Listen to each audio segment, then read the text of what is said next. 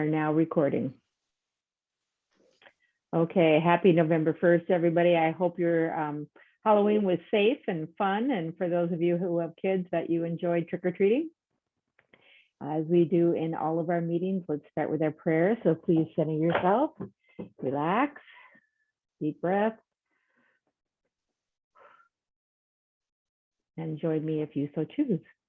Gracious Father, we thank you for the opportunity to meet together today. As we leave this place, surround us with your love.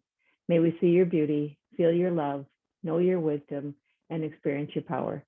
May we find comfort we desire in you and the strength we need in your name. May your presence be with us every hour of the day. May your love be the passion in our hearts. May your joy be our strength when times are hard. May your presence be the peace that overflows in our lives. Through Jesus Christ, our Lord. Amen. Okay, we got lots of guest speakers here today, but before we get started, just want to acknowledge some new folks, some transitions that are occurring.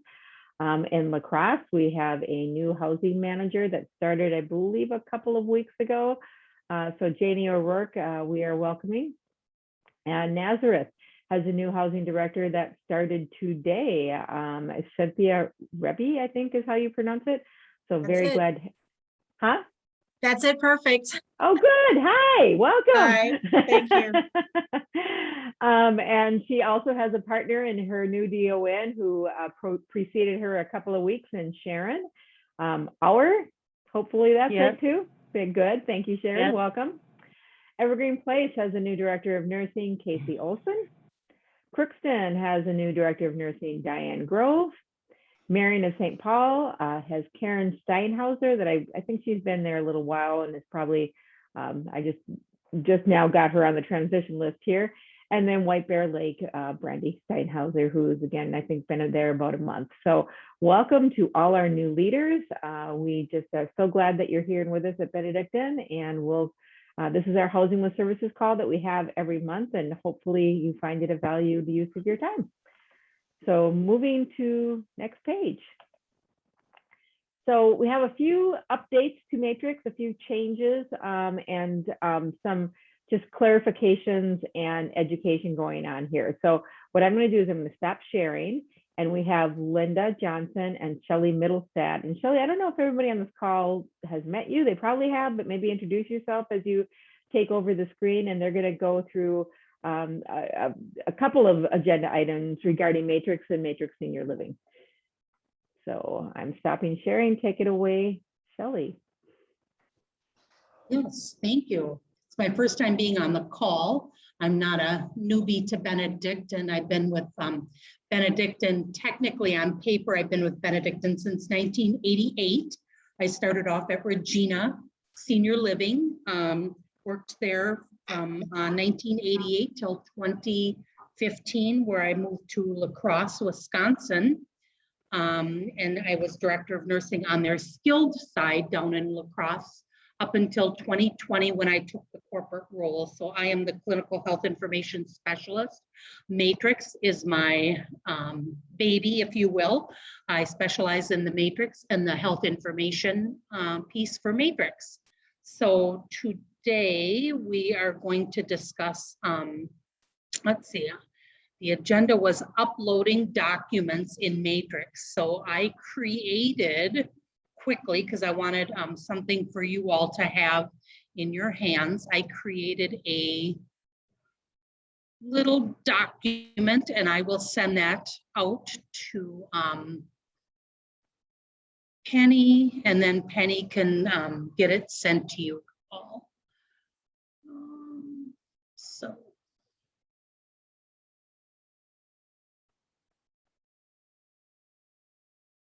So as Shelley is pulling this all up, I just wanted to explain to everybody. Linda continues to be the owner of Senior Elite, recognizing that Linda is only one person, and now that Matrix is fully implemented, there's a lot of crossover in what Shelley does and Linda does. And so Shelley's helping out by taking on some additional responsibility into the housing side. So we are still kind of figuring out what that looks like, But what I think is important, as Shelley talks through this, is to know that Shelley is also out there. So if you need something, it's really best, and Shelley and Linda will talk about this too, but to put in a clinical ticket. That Yep. way, whichever one of them is kind of watching over that, or whichever one can best help you, they can send that through. So they'll talk more about that. But that's why I wanted to just kind of say why Shelley is, in part, why she's physically with Linda at the moment doing some training down in Rochester, and why you're going to hear her name more and more. So thank you, Shelley, for all your help. Thank you. I can go through the ticket process to step by step on how to put a ticket in. And we have noted, a lot of folks emailing either me or Linda separately, or they email both of us, and then we both start digging into something. So it's best to do it through the ticket system, if you will. So I guess I can start there. That might be easier. So once you're logged into your computer, you can click on eSource, and then you click on the little question mark, and you will click Support Ticket Teams, Clinical Support, and then Request Support. And then your name will populate in, your phone number and your location. You can see here that because I'm logged into the computer, it knows that it's me, so my name populates in. Category, there's a drop down. There are several different categories to choose from. So I'll just take matrix, for instance, and then you type in the description of what your issue is. You need a new provider added in, you are having trouble with an evaluation, or something to that effect. And then just hit the create ticket. It is so much easier when you do this, because this then will generate an email to Linda and I saying that there's a ticket out there, and whichever one of us is not busy, not traveling, either one of us can tackle it.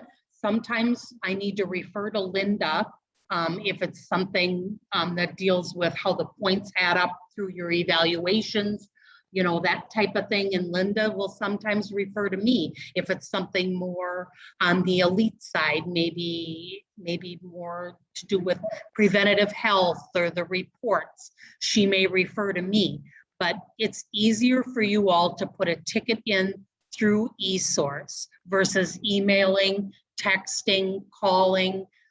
We prefer to have you do it this way. If you want me to run through that again, I certainly can. The next thing we were going to discuss today was uploading documents. It's so important to get those uploaded into Matrix. Most of our skilled buildings have the RICO scanners. And as I understand, the assisted livings don't have the RICO scanners, but you do have a way to upload documents, even though you don't have the RICO scanners. You just need to go to your multi-system, so your copy fax scanner machine. You locate your email on there. You place your document you want to be uploaded in the top feeder and press start. The document will automatically be sent to your email as a PDF file. And from there, you need to create some sort of a folder, document folder. So when you open your email, you can copy that document that was sent to you and paste it into that folder. So what I've done on my H drive, I created just a simple folder called scans. I kept it pretty basic, pretty easy. And I scanned and uploaded just a couple things for my Neil Armstrong, my test guide. I uploaded a test lab result and a test radiology result just for today's purpose. So I've got those in there already. Then you open up Matrix and you locate your gentleman. So you search. And I'm pretending I'm doing Neil Armstrong. So I'm going to find Neil Armstrong. Then you go to resident documents. Now I'm going to upload these documents on Neil Armstrong that I have sitting out on my folder. So I'm going to add new document. I'm going to choose the file. I'm going to go to my H drive, scroll down to my scans folder. I have lots of folders. And I'm going to do the lab result first. Open. Now it attached it. The title of this one, I'm going to say this was a CBC 10/29/21.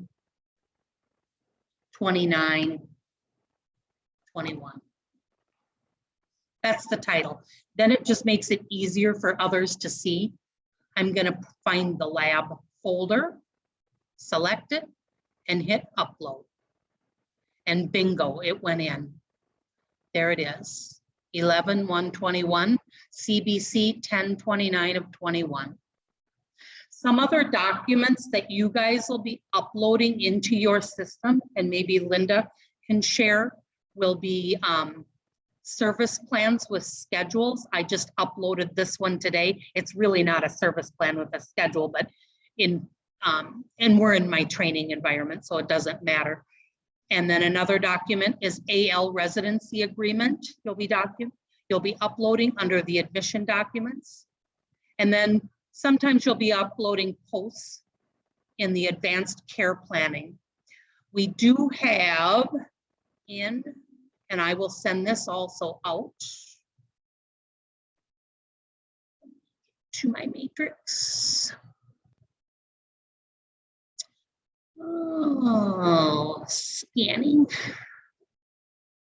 We have a document guide.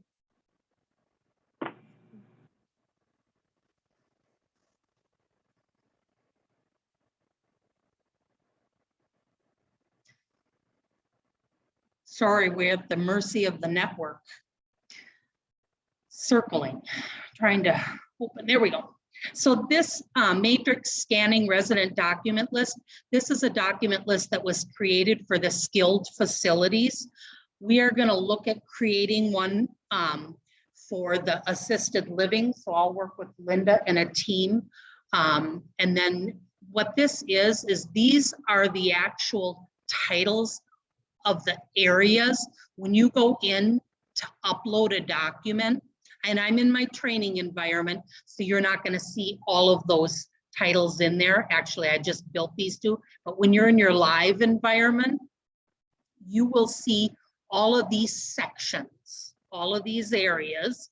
You may not see a dialysis one. It's whatever we choose to have in the AL. You will see all of these areas. And then these are the types of documents you would place under each of the areas when you go into upload. So it's a guide. And we know that by looking at this, Linda and I were looking at it today, it's more skilled nursing based. So we're going to take this shell and we're going to create one for the assisted livings for you guys. So we may need your feedback, maybe do a Survey Monkey or something. We will take a stab at it and then show it to you. Any questions on that? Any questions on uploading? Any of you that use a RICO scanner, which I don't think there's very many, we do have a PowerPoint and directions on how to upload using the RICO scanner, but I'm not going to share that on here because I know that the majority of the assisted livings do not have that feature. And just to explain why, so the RICO copy machine is very expensive. And assisted living traditionally does not upload as many documents as the skilled side. So financially, it doesn't make sense. But again, if you are a very large community with a lot of documents, it is something that you can look at with your executive director on whether that makes sense. And or if it's a time of year, such as when Minnesota just updated everything. You can walk over to your SNF potentially. Can you do that, Shelley, and upload it that way if you have a lot, or no? Can you take more than one? Is that what you're asking? No, can you walk over to the SNF side and use their copier if it's a one-time thing where you have a lot of documents? You could, but the RICO Using the RICO, is that what you're saying? Right, on the skilled side. Yeah, you can, but you're still gonna have to do it by one, because if you're gonna place them in the different document types, the sections, like say you have service plans for 5 different residents, and you have posts for 6 different residents, you're still gonna have to put them through the RICO scanner separately, because you have to, when you log in, you choose your resident, you choose the document type, and then you scan it. Okay, so then the only thing you're really saving is having to save it to the file. Yeah, you really you. are. Yeah, there is, the extra step doing it kind of the old fashioned way when you're emailing it to yourself, and then you have to save it from your email into a folder, and then you go in and upload. So it is takes a little bit longer, but really in the grand scheme of things, the amount of documents you guys upload, it really, doesn't make sense, like you said, Penny, to purchase those scanners. And the one thing, just because we're trying to move away from paper charts, is making sure that those new leases got put in Matrix and uploaded, because I am trying to go in and audit. So if you haven't done it, we would like you to kind of get those uploaded so we can make sure everyone's 100% compliant. So the other, sorry, go ahead, Linda. Go ahead. I was just going to say, the other thing that it's really important to note is that your service plan gets printed and also uploaded to right where Shelley just showed you. And Linda can talk more about this in a second, but nursing, by the fact that you created the service plan, you have what you need over there. The service plan signature in that is really saying, I agree to receiving these services and paying for these services. So it really is a business office document once it's printed up and signed, and should be put in with the admission documents, because they go hand in hand. And in Minnesota, it is a law that they must go hand in hand. So you don't just want the signature page, you want the entire service plan uploaded into the residency side. And then every time you update that service plan, you would again put it right where Shelley's going, because that's an addendum to the agreement in your state. They call it a little different things in the different states, but basically it's an addendum to the lease for assisted living, no matter where you're at. Anything else you would add to that, Linda? No, we just have to make sure that we're always uploading where we're supposed to be. For Minnesota, especially with the new regulations, I just want to make sure that we're getting in there correctly. So again, make sure you have a process where nursing hands off the service plan every time it's updated to the billing side, and that the BOM or somebody on the billing side is uploading that with the lease and then updating the billing to match. Correct. This And is Sarah under- Northfield. I have a question Yeah. in regards to uploading on the billing side. So I was under the impression that billing did not need the full service plan because it's clinical information about the resident that they technically do not need to have. So we're making sure that the full service plan with the signature page is uploaded in Matrix, but billing is making sure that the points, the pricing sheet, and the signature page is being uploaded into the financial side of Matrix. So in Minnesota, Hodan, if you read the regulation, it clearly indicates that the service plan is an addendum to the lease and must be included. The whole So- service plan, signature page and all. Now you can give a copy to the billing so that the billing puts in the right level, but then they don't need to upload it into the financial part. I mean, that's just double duplicating. That's But what I the was whole thinking. thing- Yeah. Yep, with the signature needs to go with the lease, and so whoever is gonna upload it is fine. I don't think there's a HIPAA violation that the billing team can't see the whole service plan and upload it, because they do with the elderly waiver ones also. Yeah, So they have a need to know. Yeah, so just to be sure, the lease is signed when they move in, the service plan is updated, as very frequently, at least in this building, with significant changes, not only quarterly, but, so are we uploading the service plan are we only doing the lease with the service plan the one time, the initial assessment? Or No, every every time? service plan goes in with that, in that section in the admission documents now in Minnesota. Okay. Yep. Good questions. Any other questions? I see one in once a document, but you have to keep the original paper form. No, you do not have to keep the paper form. You can go ahead and start shredding those boxes and boxes of papers. Yeah. Cleaning up, cleaning up. I do want to point out one thing under the clinical service plans. Somebody apparently saw this signature sign sheet option, which usually when I do orientation, I do turn this off with you guys, but this signing is not functioning, nor is it meeting the regulations. So just please go in and turn off that sign under that column. Go ahead and uncheck it to show hide columns. And that signature is not relevant for what we need in Minnesota, especially, and I am having that taken out of senior living. We're working on that with Matrix, but just wanted to clarify that we do not use that uploading section. And just if it helps you all, I did just look up the regulations. So again, in all of the states, it is saying that they are agreeing to pay for the services and what those services are they are paying for. So it's the Benedictine process that it goes with the lease, but in Minnesota, it is a law. And so if you go to 144G.50, it does list the assisted living contract requirements. And in there, it does say 144G.503 is a residence service plan. It's a requirement within the contract to be attached if there is a service plan, which again, if you're people who are not on services, that would not be applicable.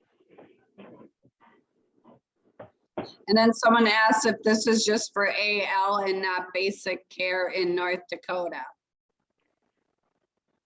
So basic care in North Dakota, again, you have to, basic care is a little different, obviously, on how you get paid and what happens, but you still have to show that the person agreed to the services that they have.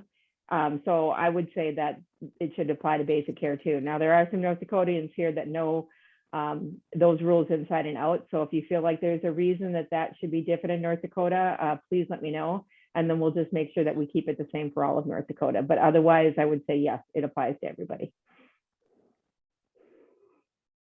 It's always a good idea to have the whole service plan together and not just the signature page, because, it could be disputed in the law that they didn't see it, or, I would always keep the whole contract together. Because the It's just signature is referring to the service plan. So if you don't have the service plan there, then the signature is meaningless.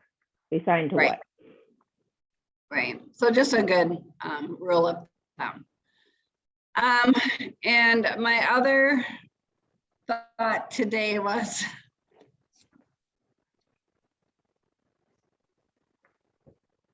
hold on one second. Sorry, I have to.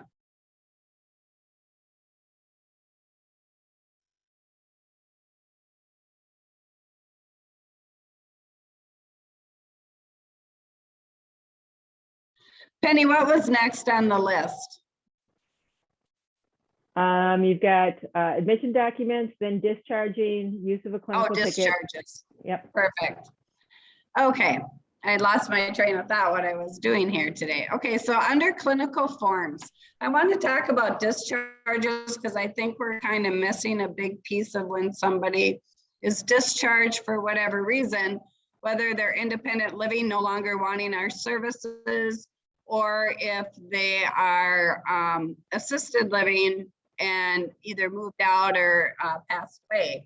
We do need to, before they come out of census, we need to finish up anything that's in progress. So number one, we have to do a form, and this is all states under resident, and then pick your name. You want to add that discharge summary, and please use any discharge summary with a higher number.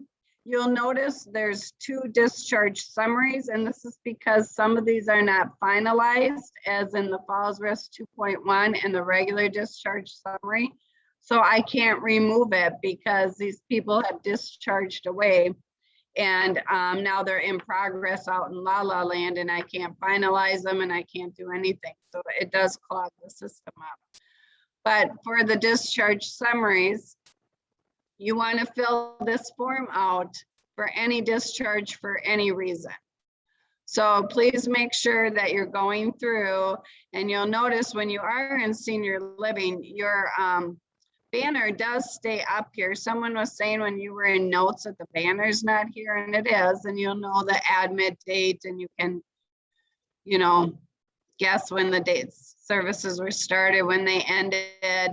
You might have to go back and read what the initial services were when they first started. But we should fill this all out, save it, but also finalize it so that once they discharge, that form is now finalized out there and it's not being in progress, so that down the road, if I need to redo it, I can pull that old one out. The other thing you want to do under forms is come up to your filter for that resident and go to your in progress and just search for that resident and see if there's anything in progress, where she has a ton of things in progress. So I'm going to assume that she has an evaluation still in progress because of the number of forms. And so I might just come over here and say, well, is she in progress? Get that finalized. Even though she passed away, we want it finalized before we close census out. Once they take her out of census, we can no longer finalize things. So you want to go through the eval, you want to go through the forms, and you want to go through the service plans and look for those in progress and make sure everything gets finalized for the next, before census comes out. Once you're done, you should communicate to your billing people that you are now done clinically. And we need to have conversations in our buildings. Go ahead and remove them from census as a discharge if their rent is done. Also remember that the nurses should not, and I can't get over to my other one. The nurses should not be, I'll just go over here to, oh, I can't because I'm in my senior living site. I'll just open my, remember in census, we want to make sure that,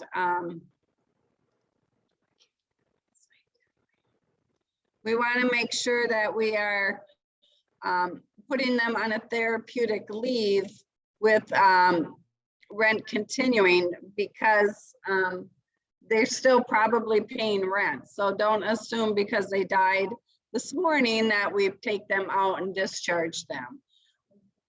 We really need to make sure that we are. So Linda, if I'm hearing you correctly, and this is one of the reasons we're doing this, and I'll have Linda do a plug for her other calls at the end of this, but we're adding this to the Housing with Services call today because these are things that we're seeing kind of regularly as an opportunity. And from an administrative and a nursing perspective, again, we need to comply with the lease terms, especially Minnesota, but also in the discharge, it's just a coordination type thing, right? So on your daily check-ins or your daily stand-up, you know, when somebody left, and you should be saying so-and-so is leaving, but then you can communicate when you can actually close out the account. When is the lease up? When is nursing got everything buttoned up so that you're not taking it out of census before they finish closing everything up? Is that what I'm hearing you to say, Linda? Yes, it's a communication. I think we just Miss, but we don't want the nurses discharging in census. We want the billing people to really, and the housing people to know when that lease is up. The only thing we want them to pick is, what are my choices? Put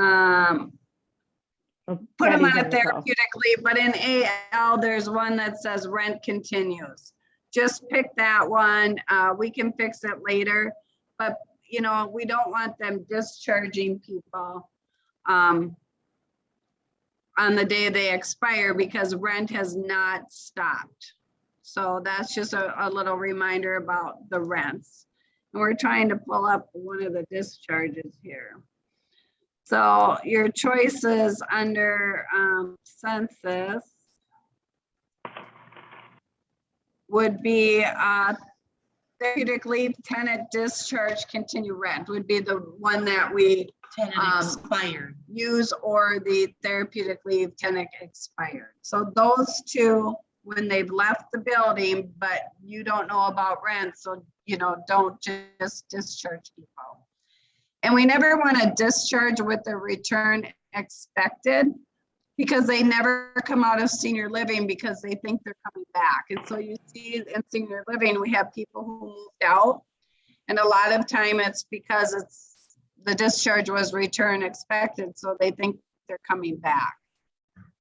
If they discharge, they discharge. It would be return not anticipated. If they're on a leave, it would be a therapeutic leave. Pardon me? What if they're in a TCU? That's a therapeutic leave. Okay.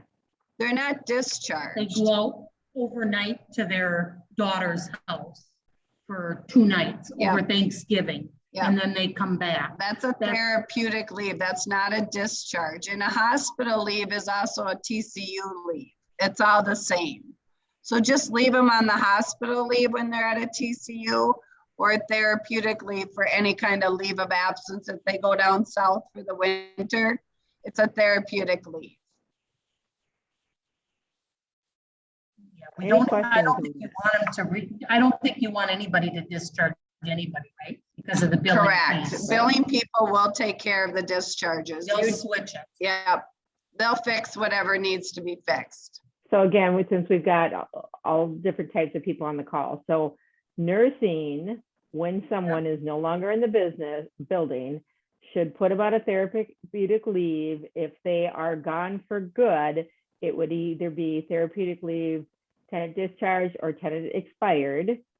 Correct. Then admin, housing leader, daily should work with, or the business office should work to look at the contract, because it could be an old contract. Don't just assume you know what the contract says. Pull the contract, determine when the last day of payment is, and make sure that you do that on that day, on the correct day that you pull them out of census. Housing administrator on your daily stand-up can help facilitate that communication. Nursing, do you have everything all buttoned up? Is there anybody who's coming out of census today? Let's make sure it's buttoned up before we pull them out of census, so that everything is closed.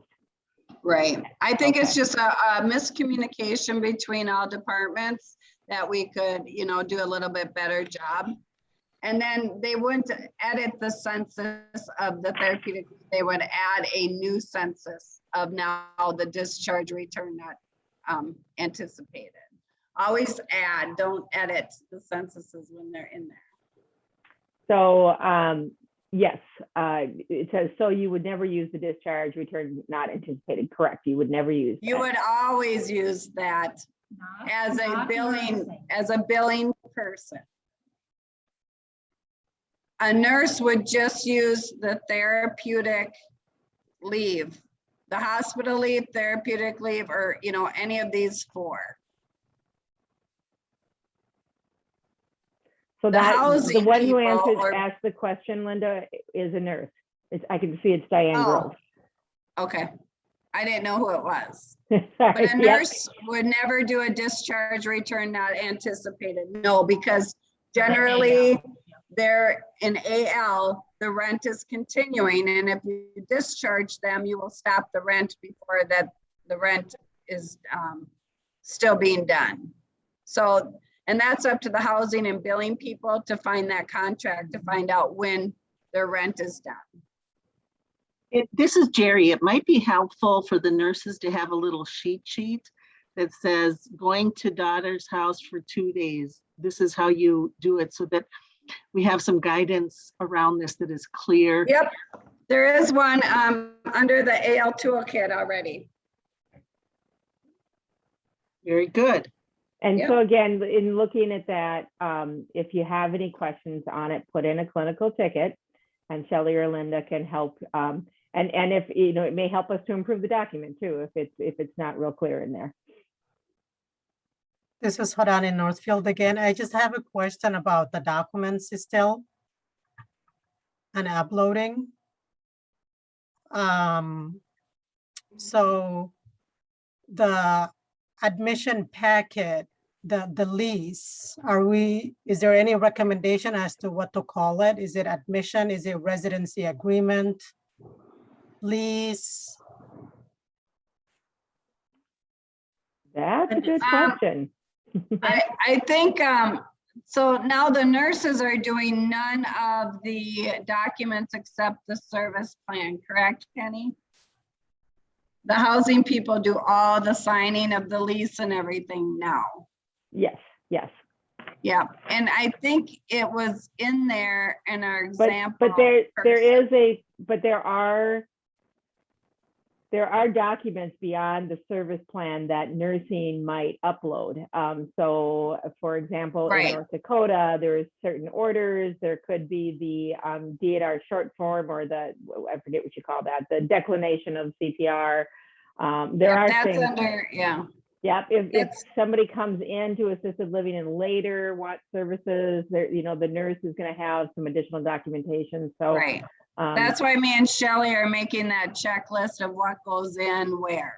Right, And then we'll So- have the names on there. yeah.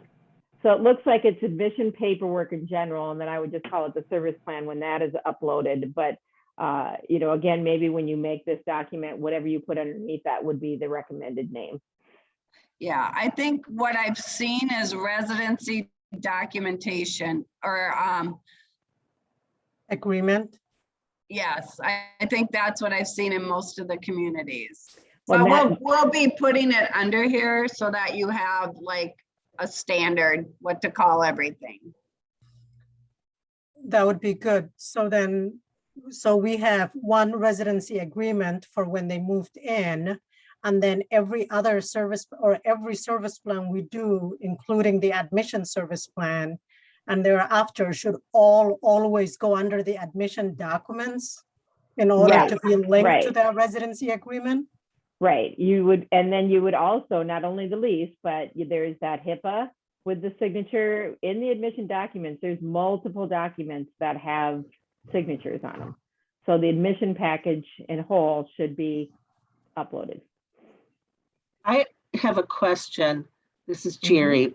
Are those service plans have a date and time on them? Yes.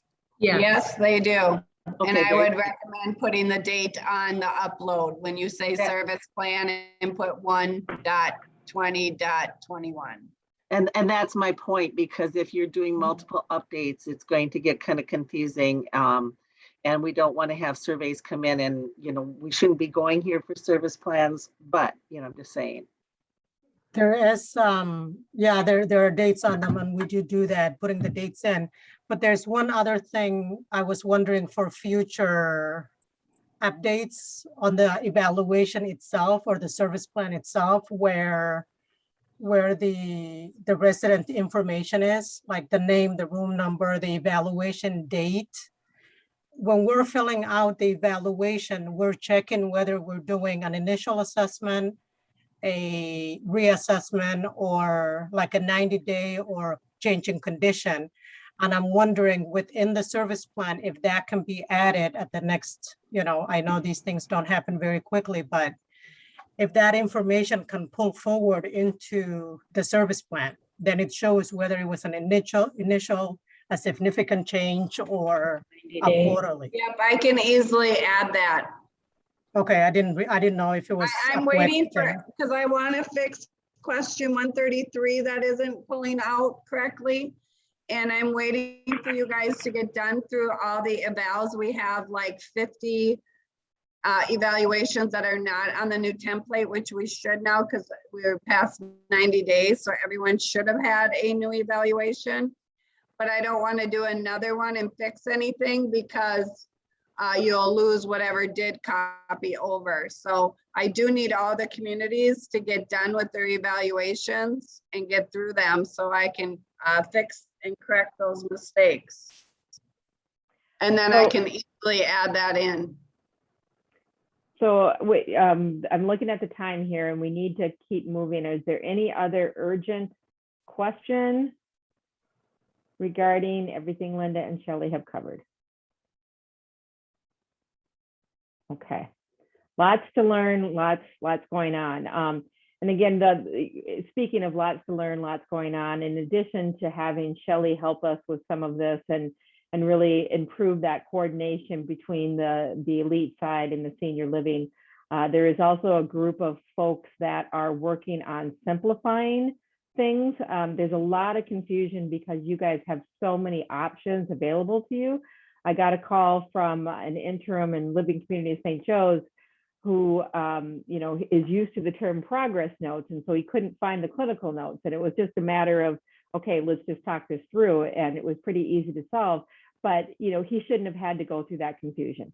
So there is a team being led by Stacy Skoglund that's looking at how can we simplify it, how can we make it so that the options are easier, the product is easier, your life is easier. So more to come on that. And so there'll be emails and informational sessions as we work to simplify that. And I want to thank Shelley and Linda and all those involved for their work on simplifying that. So more to come. I'm going to ask Shelley, you did stop sharing. Patty Olson, are you on the call? I am. Can you hear me okay? Yes. So Patty All is going to right. walk us through a new census code, part All of the right. simplification. All right. So this is for Minnesota only, so I will keep it short and sweet. And as you know, in Minnesota, we have some tenants who are on what's called a caddy waiver or an elderly waiver. So when you're checking benefits in minutes, make sure you're identifying whether they're a caddy or an elderly waiver type waiver. I do have an example of what a service agreement looks like. So this one clearly identifies it's a caddy, and then this one shows you it's an elderly waiver. And with the new regulations that came out in August of 2021, we need to differentiate those, even though we bill the same code, the T2031, on the finance side, we need to identify if that resident is on a caddy or an elderly waiver. So once you do that, what we did to do that was we added caddy waiver T2031s in there into Matrix now. So beginning December 1st, and I added this to our housing instructions, and these are out in eSource. I'll remind you where they are on our homepage. But in this document, Linda was talking about admitting and discharging and all those great setups. This walks you through pre-admission, scheduled move-ins, IL discharges, month-end tasks, daily respite, new admission process, GRH, that's Minnesota only, designated provider forms is Minnesota only, and now the caddy waivers. So this document, I'll just quickly remind you where it is in eSource under the departments, your two little people, AR Central Billing, and then you have housing resources here. So it's under the housing instructions here. Here's EW setup and private pay setup. Okay. So Matrix is going to look a little bit different when you go to your housing levels now. You always have had the T2031 for anyone who is AL or AL. Remember, you still need to know, even though the state sets the rates, you need to find out from your nursing staff, and then nursing staff, you need to share this with your business office staff, what level the tenant is.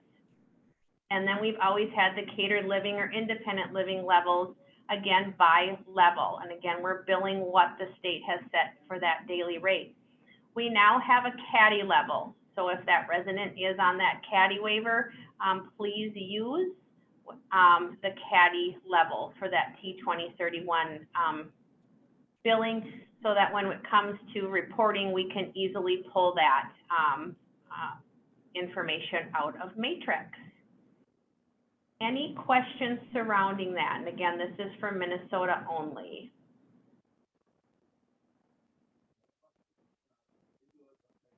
All right, I will take silence as a no. If you do think of a question after the call today, please feel free to email me. Again, this is Patty Olson on the Revenue Cycle Management side. And again, these new instructions will be out in eSource on our homepage. So thank you.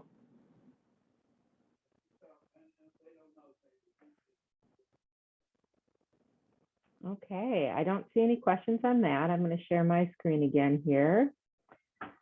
Thank you, Patty, very much for that.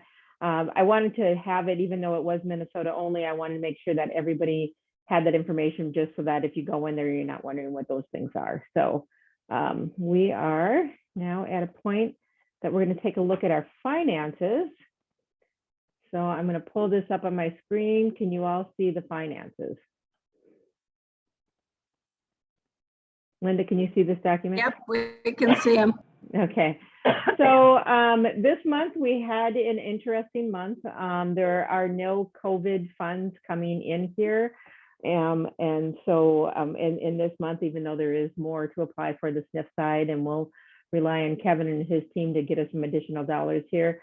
But obviously it's going to reflect a tough month, because we are still dealing with additional expenses, hard to find staff, low census, et cetera. So this is how we did for the month in operations, a loss of $1.6 million, which is 1.5 million off of plan. In the non-operating revenue, it's even a bigger hit, or same hit, 1.5. So the operations is 2.5 million off of plan for the year to date, and non-operations is 4 million off of plan. So we are off of plan by about 6 million. And again, the actual loss is a little more.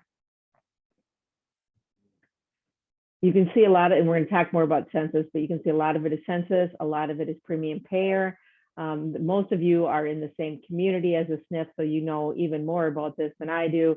But again, right now with staffing being so tight, it's really hard to admit additional residents and to admit additional TCUs. It is something that even the states are talking about, because people are backing up in the hospitals, and what are they going to do to help us? So hopefully there'll be some more positive news into the future, but this is why you're seeing a little bit on the SNF side, and you'll see that pattern continue. And I'll show you a different tool as well that will show that.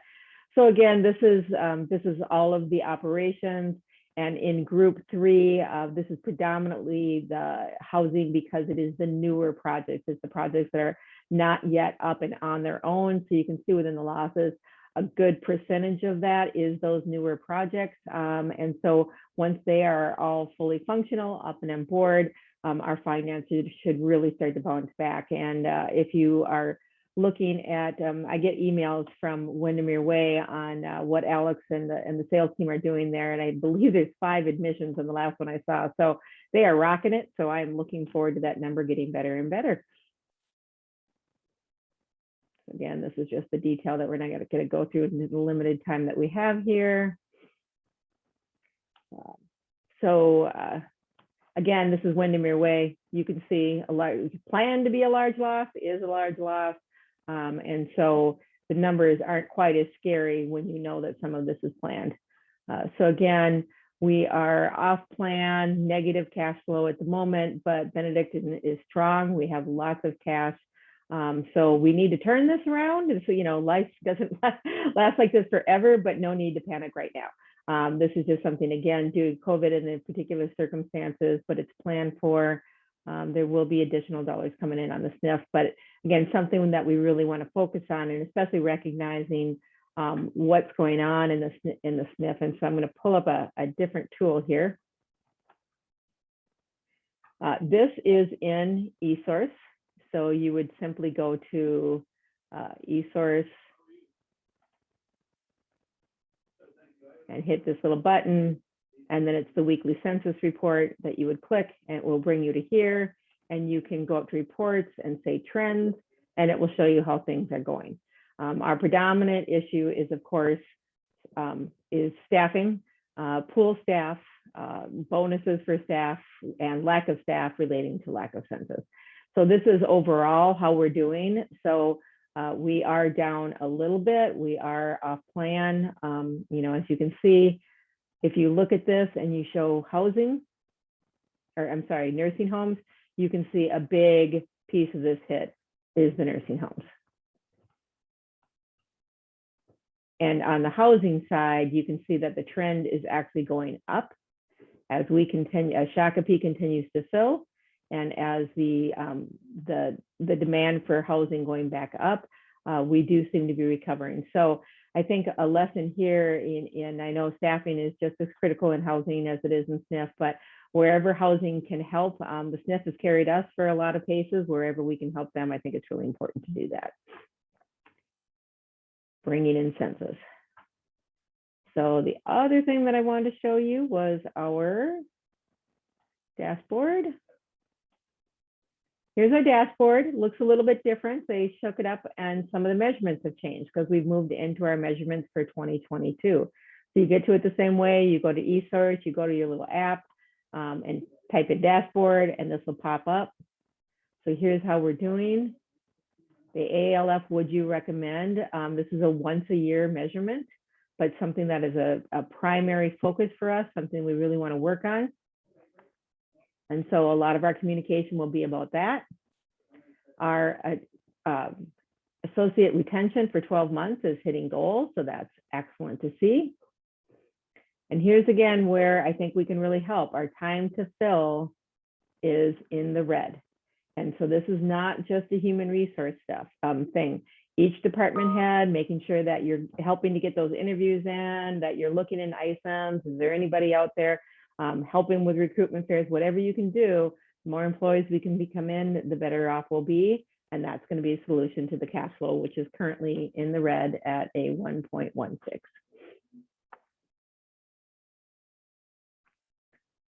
Philanthropy is looking good. And then transforming housing to SNF. What this is about is there is, for those of you who are new, you may not realize this. So Benedictine has always been a majority of SNF and a minority of housing. There is a very purposeful plan to flip that and have 60% of our communities or pieces of our communities be housing, or the census, 60% of the residents who live within Benedictine be living in a housing apartment as opposed to a SNF home. And so we are at 53.1. So we're yellow, we're getting there.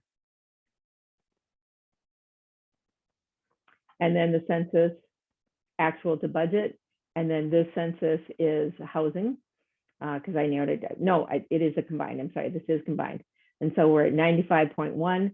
So it seems when you look at these graphs and stuff like, oh my gosh, but again, that's only 5%. So it's definitely doable with a little staffing and getting that back up. Jerry, anything you would add about the new dashboard? No, I think this is the new strategic dashboard. You're going to see there is an additional dashboard on eSource, and that's going to be operational, and that's going to have much more data in it. So watch for changes coming there. Okay, thank you, Jerry. All right, so any questions on what we've covered so far? Otherwise, I'm going to let everybody go except for Minnesota, because I want to cover one other thing. Any questions? I don't see anything in chat. So again, I thank you for everything you do. You guys are amazing. Have a wonderful day, and we'll see you later, except for Minnesota. Oh, there's a chat here. We're so popular. That's awesome. Yes, Hodan, housing and all of us are very popular. Okay, and Minnesota's popular because you get to stay on. All right, thank you guys. So I'm switching to the last slide here. And slideshow from current slide. This came to you already from two different sources, but I want to make sure that people get a chance to ask any questions about it and that you have seen it. So Leading Age, well, actually, the Minnesota Department of Health has released what they are seeing as trending from the surveys that they have done so far. And so it was released in that way. It was released in the Leading Age Advantage publication, and it was released in an email from Mary Glatt, who graciously keeps us all updated on how surveys are going. So you can please read the email from Mary, read the information from Leading Age, but the heart of it is this is what people are seeing. And so these are the pieces that you want to do a double check on as an area of vulnerability. So as we've just talked about in the service plans, they are looking at the service plan. They are looking, does it reflect the care given, the care that we've been given permission to give, and the care that we are billing for. And so all of you know, it is very common for our loved resident assistants, CNAs, nurses, whoever to say, it's just a little, I'm not really doing anything more. It's just what, you know, what we call service creep, right? They're just doing a little more than was reflected on the service plan. And they cannot do that. That is #1 listed as a site. Care is being delivered that were not reflected in the service plan. So that is basically providing care without permission. And we've talked about that forever. If they provide a care not in the service plan, they need to document it. We need to update it in the service plan, and the service plan needs to be attached to the lease. All kind of falls together for Minnesota. So watch for that service creep because the surveyors are watching for it. Okay. Hazard vulnerability assessment and mitigation plans. So again, you need to look at your emergency planning. Make sure and there's a template that is in eSource, and it's a template for all communities, but there's also additional resources specific for assisted living. You need to not only say, yes, blizzards are an issue, yes, tornadoes are an issue, yes, COVID and lack of staffing is an issue, but you need to have, what is your plan? What are you going to do about it, right?